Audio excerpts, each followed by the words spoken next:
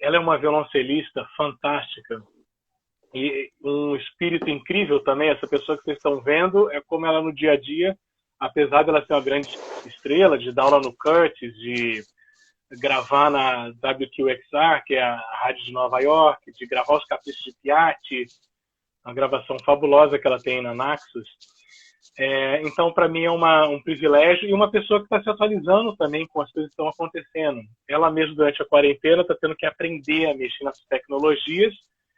E eu queria encorajar todos os jovens que tiverem as perguntas, e principalmente as violoncelistas.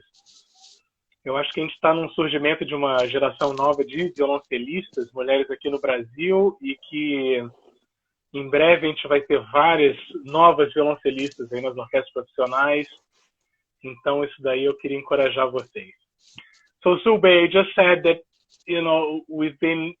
we studied together in New York, and not only you're a fantastic cellist, but, your mood's always great and you're always positive, and you've done not only the beautiful Piatti recordings, but you teach also at the Curtis Summer Institute, and you're also learning, I guess, the new technologies with the WQXR project that I saw you posting, and that you're a great example for young cellists in Brazil, for the girls who are really talented, and they can see you as an example. Not only as, I didn't say that, actually I forgot about that, but not only you have a career as a soloist, but you also manage 3 kids with that, which is not easy. So I guess, so I thank you very, very much.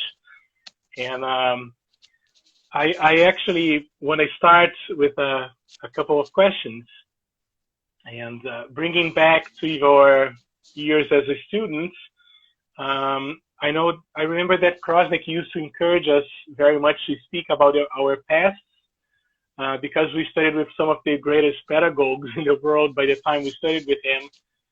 And I know that you spent your bachelor's with Orlando Cole at Curtis.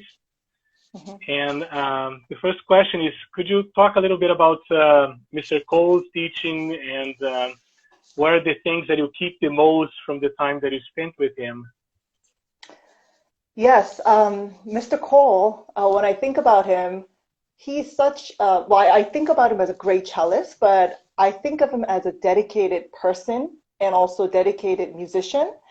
And although I would love to talk about him as a person, as a cellist, the things that really impacted me the most is that he was so dedicated to what he was doing, and that he was a dedicated teacher. And the things that he loved, he just really tried with all his being to really pass that down to us, his students. One of the things that he would constantly do as he would teach us is that he would sing, and he would imitate, tell us to imitate certain voices. He would play the piano with us as we were playing, and we would have to have everything ready by the time we walked into that studio, And I have to tell you a little bit about my experience as a cellist, because I have a little unique situation where I wasn't, in my opinion, I was really not deserving of getting into Curtis when I did.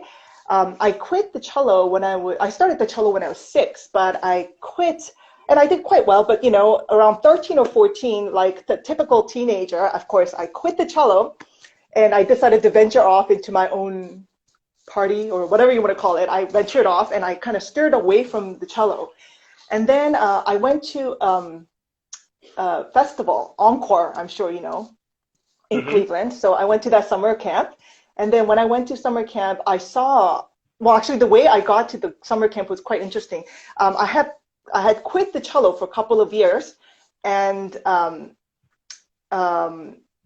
my mom tells me, hey, there's a summer camp in Cleveland, and if you get in, then you could be gone. You could go there for 6 weeks. And I was like, what? Be away from home for 6 weeks? All right, I'm in. So I sent in my old recording, and then I got admitted. And then there, when I saw all these young students play like magnificently, I was floored. And there is when I met Orlando Cole at Encore, and I studied with him, and I was just blown away by his passion for music and the way he taught, and his students were like ridiculously awesome, right? And so I decided from that point on, okay, I'm gonna make it a mission to see if I could continue to study with him at Curtis, year and a half or whatever. So I decided I'm gonna go back to playing the cello. It was Encore that really got me back. So about a year and a half I prepared, and then I was accepted. And I have to tell you, it was a miracle that I got accepted. Like I was not up to it, you know what I mean? Like I lacked a lot of the technical skills, and I felt like I just didn't know the classical world at all. I didn't even know, this is really embarrassing, but I didn't even know that Beethoven composed 9 symphonies, okay? When I went into Curtis, it was that bad. I was not into the cello world at all. Anyway, so I got into Curtis, and I just remember like, oh my gosh, what am I doing here? And as a Christian cellist, I'm a Christian. I prayed. I was like, oh, if you let me get into this school, you know, I would, you know, dedicate my career and da da da. Anyway, so I feel like that it was a prayer come true for me, and in some ways it's like a testament to who I am and what I do as a musician. Is it kind of goes back to that and the experiences that I've had. Anyway, so going back to Curtis, I remember studying there and always thinking to myself, oh my gosh, everybody else is so much better. I'm just always catching up, and I'm like, oh, I'm looking around and going like, oh my God, how am I going to perform? But you know, one of the things that I am really thankful that I did at Curtis is that I just pushed myself to just constantly perform. And I knew that I wasn't up to it. I just kept performing, because one of the things that really stuck with me is that Orlando Cole, I asked him, Mr. Cole, everybody is so good at performing. How do I become good at performing? And he looked at me, he was like, practice performing, keep perform. And I was like, oh yeah, that makes sense. You know? And so I was like, all right, let's do that. So I just put myself out there and I just kept going. And I knew that a lot of the concerts I was a little iffy or whatever, but I think that really helped me to grow. And by the end of 4 years of Curtis, the 4th year I was able to sit as a principal cellist at Curtis, and then graduated. And then at the last year, I auditioned for Juilliard to study with Joe Krosnick, because I've heard incredible things about Joe Krosnick. And then that's how I moved to Juilliard, and I was accepted into his studio, and I was just floored. And then when I came to Juilliard, it was a whole different story. I mean, you know, like we would go to studio class, and it was just like, whoa, that was like, I just almost cried, you know, like just a studio class. And I remember learning so much from my colleagues, you know. Yeah. So and yeah, I think it's really interesting what you mentioned about performing. I had a talk with Matthias, who is a Brazilian professor in Germany, and I spent a year there teaching with him in his class, and I noticed that his students played every week. They just go on stage. And here in Brazil, sometimes, you know, you spend your whole undergraduate program and you play 2 recitals or 1. And so your experience is so important that you share that, because sometimes people are just too scared, and you were just brave, you know, even if you felt you're not absolutely ready at the time, but the advice that Mr. Cole gave to you was just superb. Yeah, it just really stuck to me, and I just made a point to really live that out, because that's, you know, it's performance is not the end. It's just the journey of where we are going, you know, and it's not the end point, but we're continually growing and developing. And the performance that I may do today will differ from 2 weeks from now, and that's the journey, and that is the development. That is the beauty of music too. So yeah. That's wonderful, Soo Bae. And well, the other thing is that, and this is from my own curiosity, and you're quite well known here in Brazil for your piaris, but I was just wondering about the marathon of, you know, recording all the Capricci, and how long did it take you? How did you prepare, and how was the process itself? So this is after, I think I graduated at Juilliard. I did the master's, and then I did artist diploma. And I think it was near the artist diploma, I was offered through Concert Artist Guild, which was my management at that point, And they gave me an opportunity to record with Naxos, and it was my choice. Like, what did you want to record? And I was like, oh, I get any choice? Okay. So I was thinking what I would like to do. And I always want to grow as a musician. And I felt like one of the things that I've always wanted to do was to just master the, cello playing.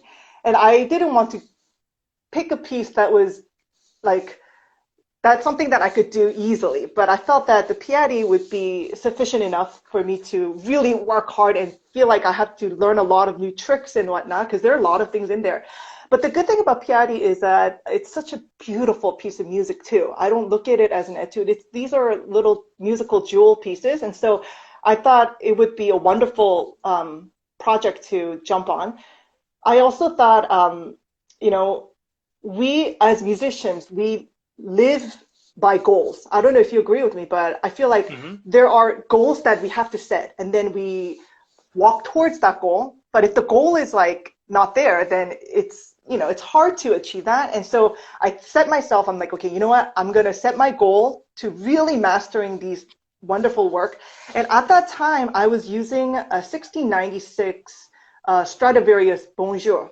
It's a cello that was owned by Canada Council. And so I had this opportunity to learn these master Piatti work, Italian work, and I got to play on a Stradivarius. So it was like it was a wonderful experience. But the Stradivarius is not always easy to play. You have to really know your way around it. And I think I had it for like not that long. So I had to learn the instrument and I had to learn the pieces.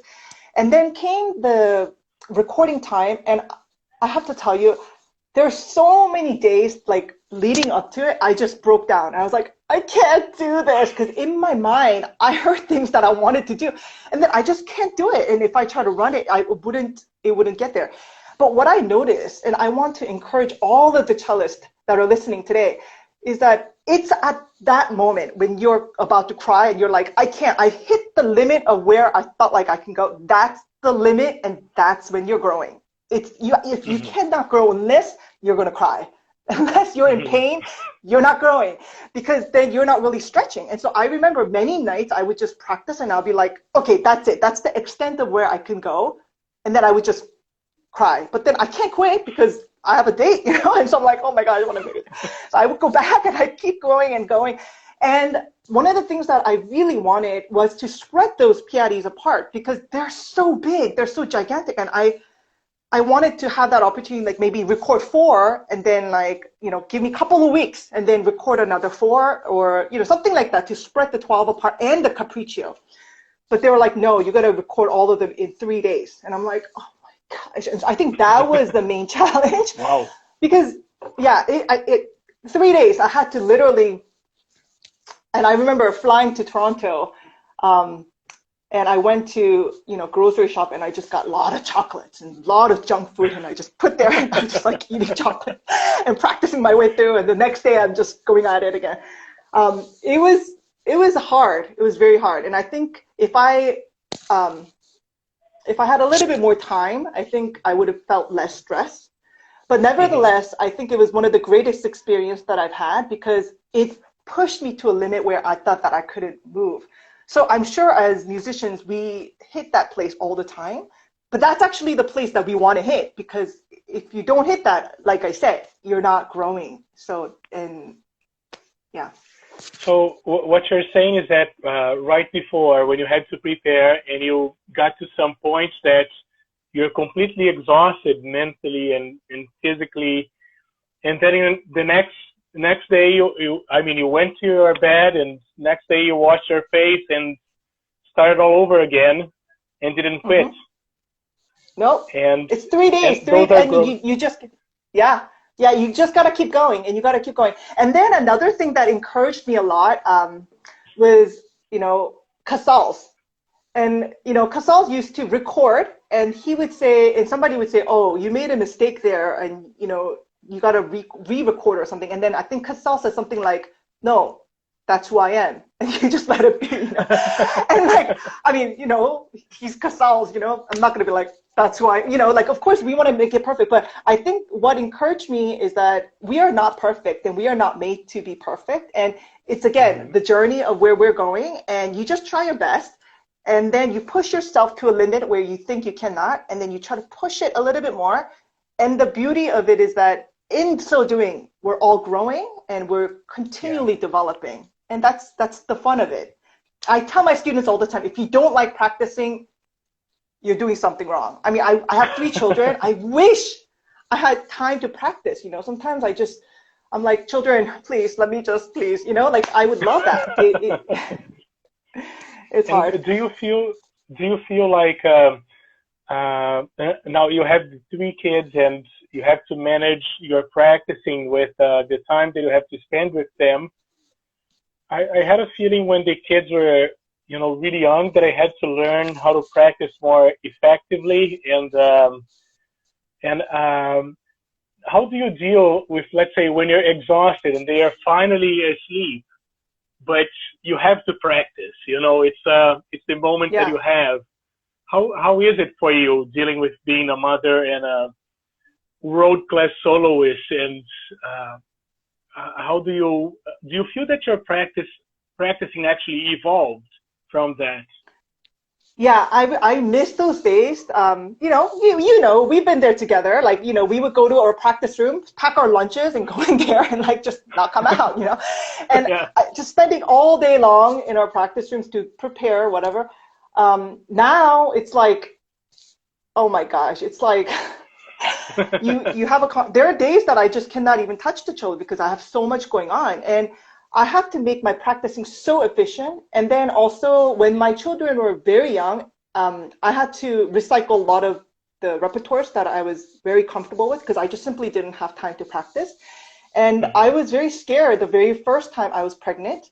And so I scheduled a Dvorak concerto when I was 8 months pregnant. So I was like pregnant, and I performed the Dvorak concerto. It was like, I was like numb, and I was like, you know, it was really hard. And then 6 weeks after that, I was back on performing again. And then the second child, I decided I'm going to take like, you know, eight weeks. And then with my last one, I'm like, I'm taking three months. Don't bother me. You know, this is, so you learn to pace yourself as a mom. But I have to tell you, children make you, I mean, for me at least, I feel like children really make me a better musician because I don't waste any time anymore. And when I do come to my practice room, it's a time where I'm not like, oh my gosh, I have to practice again. It's more like, yes, you're sleeping and I could practice again. You know, it's one of those, and like, it's like, oh, my time. You know what I mean? It's that. And so it's wonderful. And yeah, it's great being a mom. Yeah, and you're absolutely right. It's such a privilege to have the kids teach you so much. And but one thing important that you're saying is that when you're a student and you do have 8 hours a day to practice, just do it, because later on it's impossible.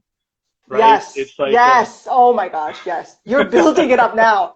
It's like the practicing is like when you're a student, it's like a pyramid. You get like that much, and then as you get, and then you get this much, and then you have to survive with a little bit of practicing. It's so hard. And Soo Bae, would you, before I open for the questions, and people who have questions, they can start posting already. Can you tell us a little bit about your cello, or can you show us your cello a little bit? I have a very special cello. Can anybody guess what it is? I'm not going to say anything because I know.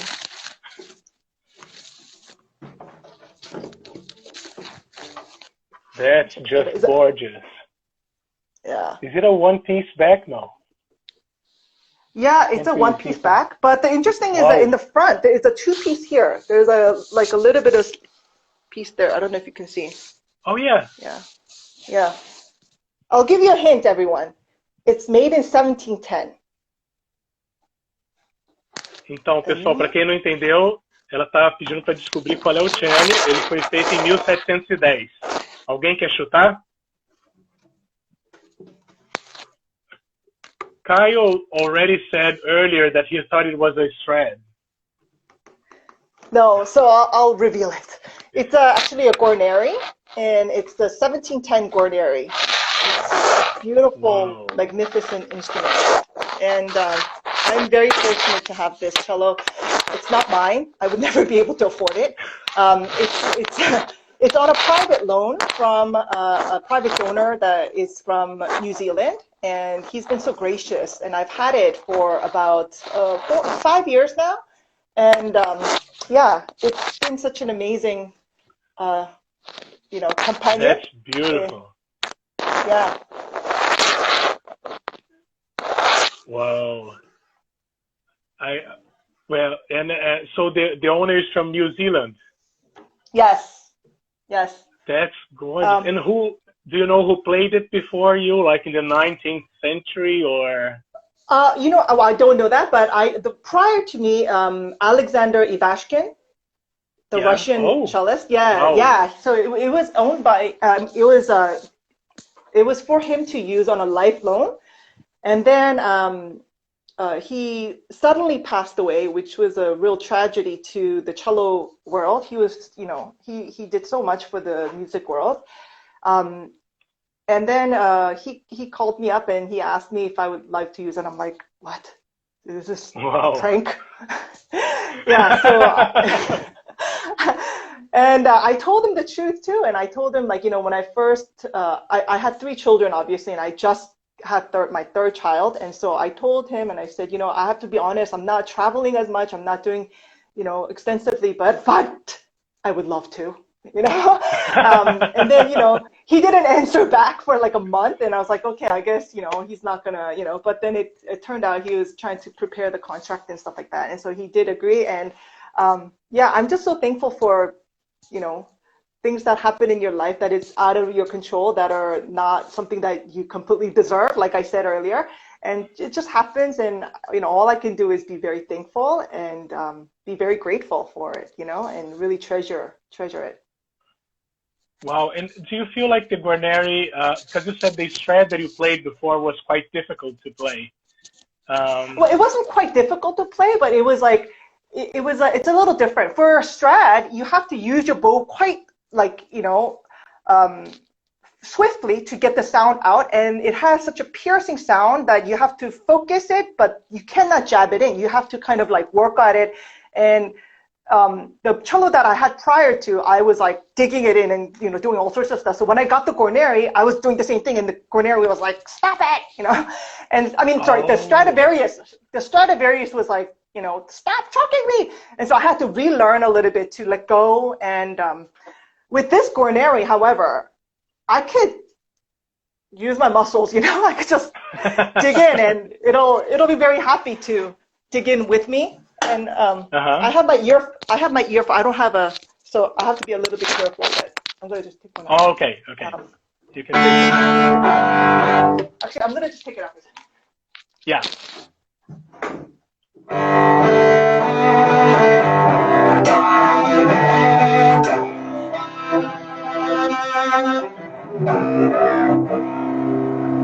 So I can just dig it. So you feel that's wonderful. So you feel like you can really go inside of the string and it's not going to break.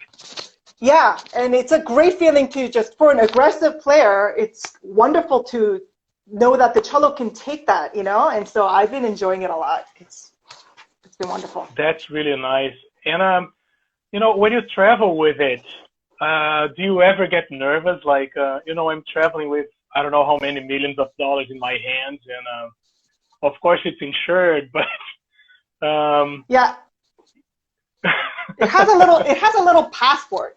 I have a little passport for this cello. I had it for the Strat, and I also have it for this one, and it's kind of fun, But I haven't had any trouble, like, because I'm always buying a seat, or they always buy a seat for me, so it's right next to me. So I feel quite safe. Yeah. Because sometimes these days, even when you have a seat, they give you trouble, right? Yes, I had a couple of experiences. Yeah. Yeah. It's really, really complicated. And just curious, you said it was Ivashkin. How did you meet him? How did he hear your playing?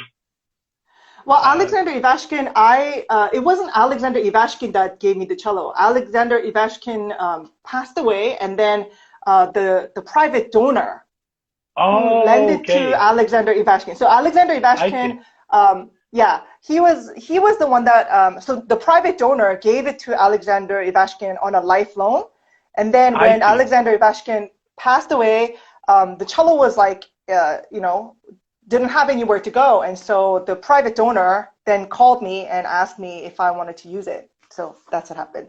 I see. And Soo Bae, I just saw your post with the WQXR project, Hmm. and can you tell us a little bit about that? How that works? And Um, actually, it's kind of funny because I was told by WQXR to kind of be mysterious about it if people ask me what it is, because they're going to do okay, their okay, announcement. So I have to be a little mysterious. I'm sorry, but okay. basically, the wonderful host that is going to host this program, and it's to celebrate the Asian heritage. And so she asked me to play something. And I was thinking about, asking some composers to, write me something, or certain composers that have written something for me that are Asian. I was going to maybe introduce their piece. But then instead of that, I decided to pick up something. I have to be mysterious. Pick something that is dear to my heart. And Mhm. I very recently started a YouTube channel. And so Okay, I want to that's ask, nice to yeah, know. I want everybody to come and subscribe, because the Yes, for sure. WQXR, the WQXR materials and all that information is going to be posted there. But I'm really excited, and it's something that is so deep in my heart, the work that I have decided to choose. And I've recently, during quarantine, learned how to do the, like 3, 4, 5 cello, that whole like videos that you Oh, make. You double yourself, and then like, because you can't play with anybody else. So anyways, so I did that, and I learned how to make a dubbing, and I arranged something for this thing. Yeah. So I'm really excited. I think it's that's going to so air nice. in about, yeah, I think it's going to air in about like 2 or 3 weeks. So when it does, it'll be on YouTube. So please come and subscribe. We will for sure. And you get quite a few subscriptions from Brazil. And the other thing I'm curious about is about Curtis, that you're teaching this Curtis Summerfest. Is that it? Or Yes, Curtis I forgot Summerfest. the name. Yes, and I want everybody to, if you go to my Instagram, actually, I think I posted something that the Curtis Summerfest, so you can find the links there. But usually it's during summertime, and I've been teaching there for about 6 years now, 5, 6 years now. And it's a fabulous program. It's all the Curtis faculty and the alumni, they all come together. And I kid you not, every summer, there are literally students that fly from China and like Iceland and all That's sorts of nice. different places. Yeah, they all come and they learn. This year, however, it's going virtual because of the circumstances. So this actually is a wonderful opportunity for people to come to the camp without traveling. And I know that normally they would not accept more than 8 cellos, because I do this screening every summer. And so I have to listen to all the recordings, and then I have to pick, unfortunately, 8 students from different parts of the world. This year, we're accepting more because it's virtual. And so it's a great Mhm. opportunity for students to apply if you're interested in learning. And if you're interested in learning, chamber music, just what it is to be like in a conservatory setting place, then it's a great program. So please do apply. And if you have any questions, message me or whatever. I'll be happy to help. And when it's not online, does it happen at the Curtis Institute building, or Yeah, it does. that's So it wonderful? happens, That's such a yeah. beautiful place. Yes, it really is. And they have a new building now too. They have Oh, a whole really? new, yes. So when I was a student, we had just like the antique, gorgeous building, but now they have like the state of the art, just down the street. It's beautiful. And so everybody comes and they sleep there and whatnot. It's a sleepaway camp for three weeks. So it's wonderful. That's great. And Soo Bae, before I get some more questions, I just want to encourage people to ask. Maybe sometimes they get a little, afraid to talk during the live transmissions.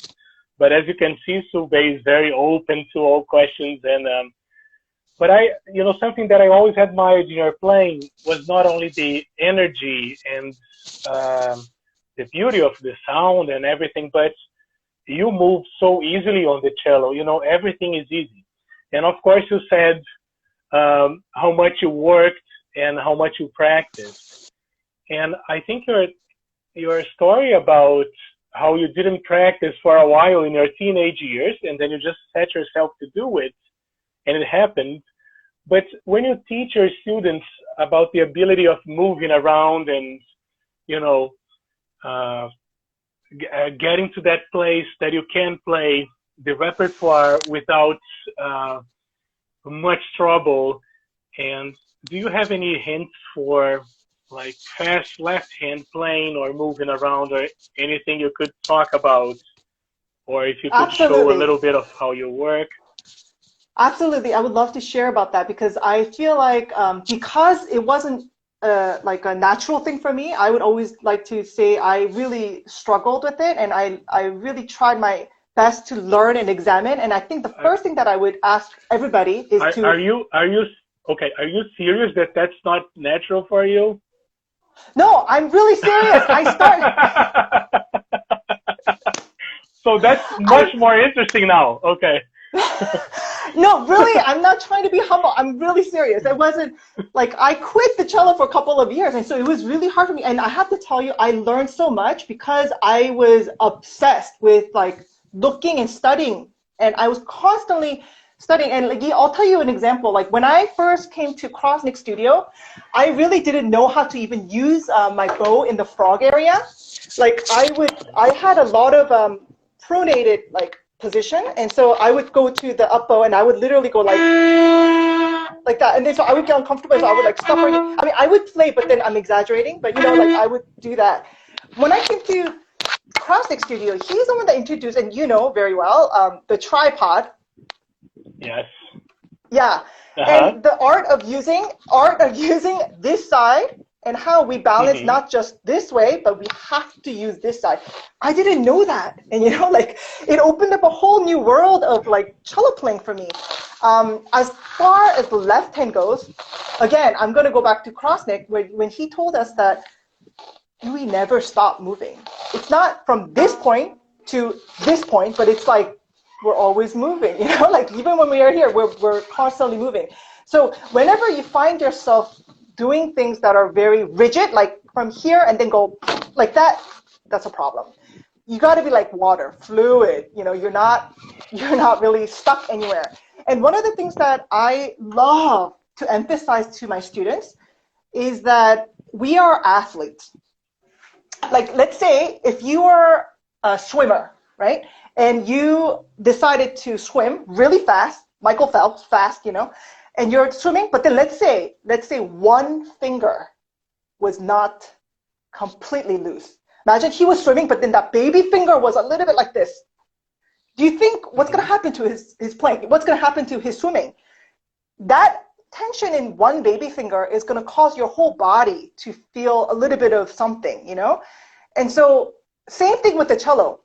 When you're playing, you gotta be relaxed everywhere. But then let's say you're relaxed, but then there's one part of your body, say it's like your lips, something is gonna make you get, tense. Like, or I'm just kidding, it's not your lips, but you know what I mean? Like something, like let's say you're playing and then your shoulder or something is not like completely down.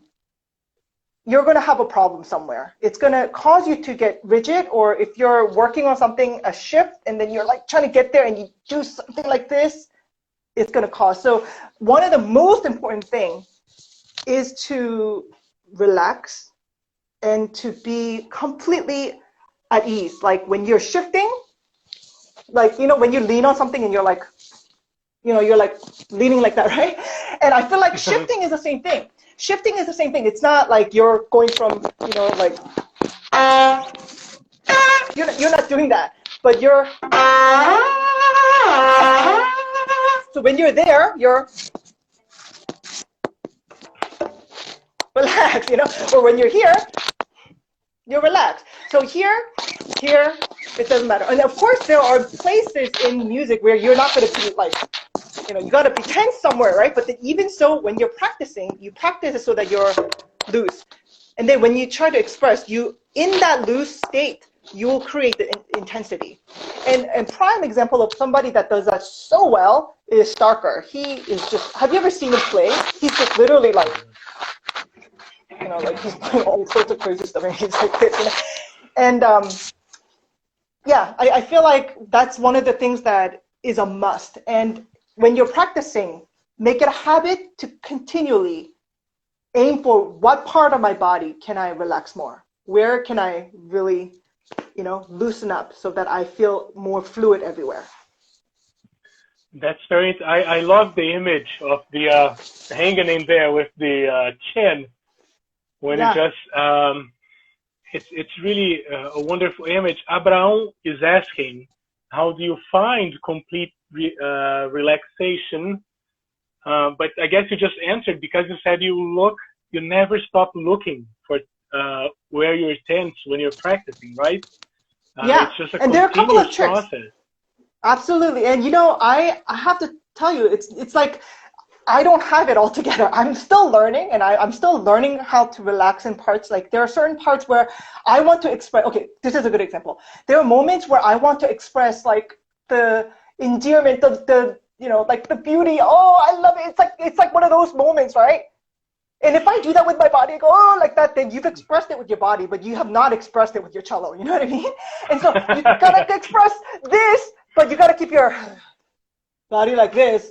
But in your mind, you're going, oh, like that. But often what you see is the other way around. You see players go, and then their body, and then their technique becomes, you know what I mean? Like, so you gotta kind of, play a little bit of game in your mind where you're thinking about something, and then, and then there are moments where your technique is so solid that you can't afford to do whatever you want. Express it like this and whatever you want, and you're able to maintain that fluid. Oh, sorry, somebody just called me. So, but you could express it that way. Mm-hmm. That's very interesting.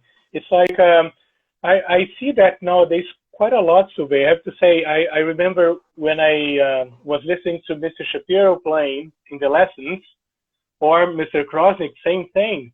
Everything was so natural in their playing, and music was so expressive, but the body was feeling great. You would just have a feeling that there was nothing really happening that shouldn't be. Absolutely, yeah. I have a great example also. Another thing is like, think of it this way. Think about a boxer, okay? Let's say you have a boxing punching bag here, and let's say you want to punch that as much as, like, as fast as you want, or as hard as you want. You put tension all over your body. You're like, oh yeah, I'm gonna punch that thing, and then you use your force and you use your muscle, and then you go like this. Is that gonna be a hard punch? No, it's not, because you're too tense. You have nothing to get. You feel totally powerful because you're using all of your muscles, but at the end, what are you actually getting? You're inhibiting your body to move fast. But let's say if you want to go fast, then what you have to do is, like boxers, they always do this, right? They're totally loose, they shake it up, and then they do this, and they go like that. They use literally nothing, and they just punch. And then their punch is so freaking, awesome, right? Same thing with the cello. Yes. If we try so hard and we're like, that's gonna be actually the opposite of what we want. We have to relax, and then we have to kind of let the fingers and let the bow do their thing on their own. Get out of the way, basically. Get out of the way is a very nice advice, I think. It's really, I love those short things that in performance you just connect with, a short statement like that, because you can't keep thinking when you're on stage. But so I really like this punch phrase you just said right now. Get out of the way. It's one of the best things for the tension. Yeah. Soo Bae, Malu, she's asking. I think you moved very early from Korea to Canada, right? Yes. You're very young. I was 10. Mm-hmm. you're 10. So, but she's asking, how do you see the evolution of musicians coming from South Korea? Because there are so many wonderful players these days. Mm-hmm. And if you notice the difference from your time to now, even though you left so early. Mm-hmm. I think there are really, really, truly wonderful musicians that are coming out from Korea. Partly, and I think it's really work ethic, honestly. I think they're hardworking people. They really try and they work many hours and they're very dedicated and they dive in. And I feel like, you know, that's one of the key ingredients to making anything good, you know. And as a musician, we gotta have, you know, a certain kind of like expectation of what we feel that is our standard. And I think we have to provide that quality. If you don't have the craft of cello playing or the craft of what you want and put in your dedication, then it's really hard to achieve that. So I think one of the things that I admire is that there are a lot of really dedicated musicians that are coming out because they put in the hours of really honing in what they want to express. That's yeah. We just spoke to a wonderful Brazilian cellist that he's in his 80s now, and he said that determination is the first thing in cello playing. You have to be determined. Amen to that. Yes. Because it doesn't come lightly. Like, oh, I'm gonna play a little bit today, then a little bit in 2 weeks, and I'll become a great cellist. It just doesn't happen, right? It's yeah. And yeah, this is a really wonderful way of putting the dedication and how people dive in.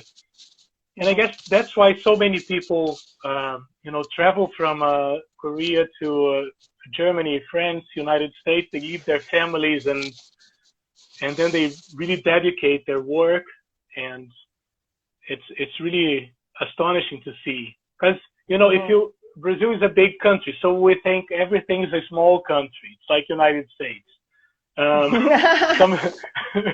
And if you see just the size of the country and how many wonderful musicians, it's like Finland. It's so surprising for us because it's, you know, it's a small country, but so many wonderful cellists. It's like every corner you get a wonderful virtuosi, and well, that's what's really happening in Brazil now. That's what's happening in Brazil now with you.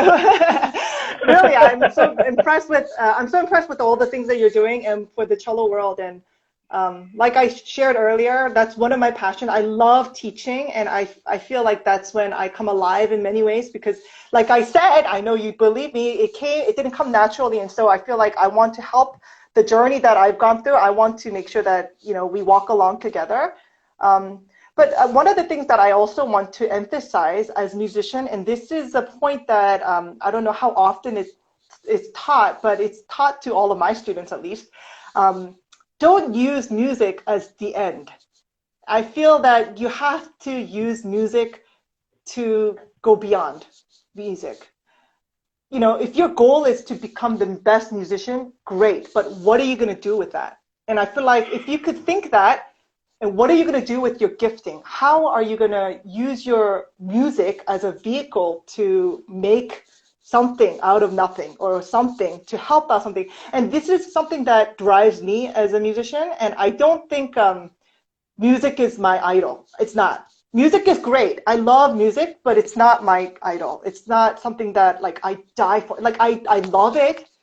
But there are things that are greater. There are things that are more beautiful. And I think if you have the perspective right, then naturally music is so beautiful and it would serve in a way that's more beautiful.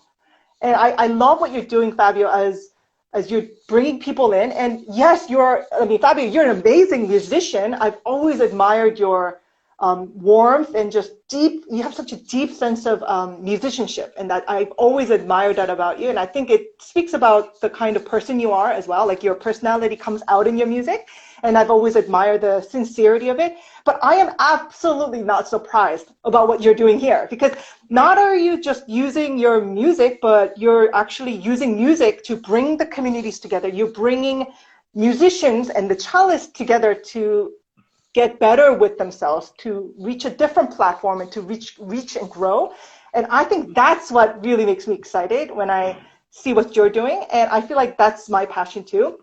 So for the young people that are pursuing music, don't do it for the sake of just music. Do it for the sake of something greater than music, which is, others, supporting others, loving others, really bringing good in others.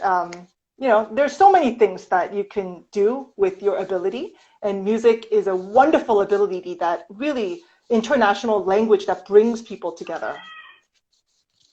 Well, Soo Bae, we all got goosebumps from what you said. We are all like, because we all feel that, but you put in such nice way that I always tell my students that playing the cello is not the end, or being perfect is not the end, but you're taking to another level. You're even saying music itself is not the end. And I guess here in Brazil, when we have quite a few social projects, like the cello students, they go and teach for free in places where people would never have opportunities to live with music. And, you just define another level, and I'll take that with me, because this is really wonderful the way you put it. In a way, Soo Bae, I'm so glad we were together. We all were together with Crossing, because he was a person that really taught that. I always tell to my students that in my first lesson with him, he started speaking about Jorge Amado, who's a wonderful Brazilian writer, and I didn't know anything about Jorge Amado. And I was like, I better start reading,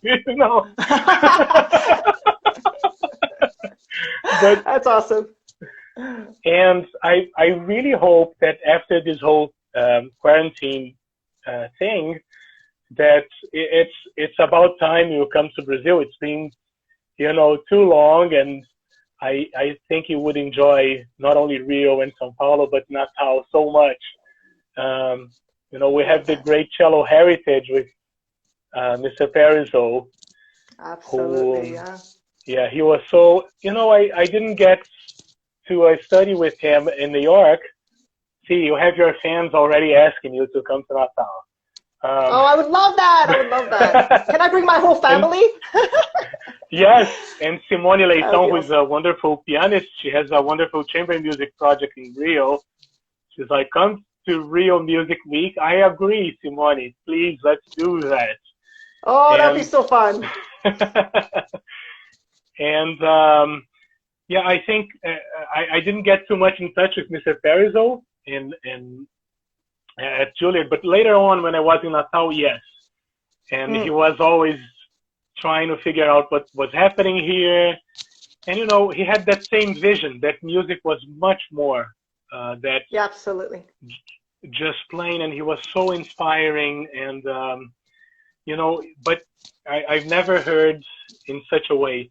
And now, Soo Bae, we are almost at the end here, but, you gave us so many words of wisdom, and not only about the cello, but about your work as a cellist, as you're growing as a cellist. And I'm really glad that you were honest to share that playing with great facility did not come naturally to you. This is really inspiring. No, it's not. And, I have to encourage others that it's not something that you cannot do. It's something that everybody can do. It's a skill. You can learn it. And it's not something that comes, like, some people are faster than others. They're built that way, but it's not that they cannot run. Everybody can run. Everybody can do it. It's just how much you work and how dedicated you are. This is what's really wonderful, because sometimes, great artists are not as sincere. I always tell my students, we always put the big victories in our resumes, but we never put the auditions we didn't pass. We never, Oh my gosh. My list will be too long. My list will be like that long. I would not be able. Oh my gosh. Like I said, it's about the journey.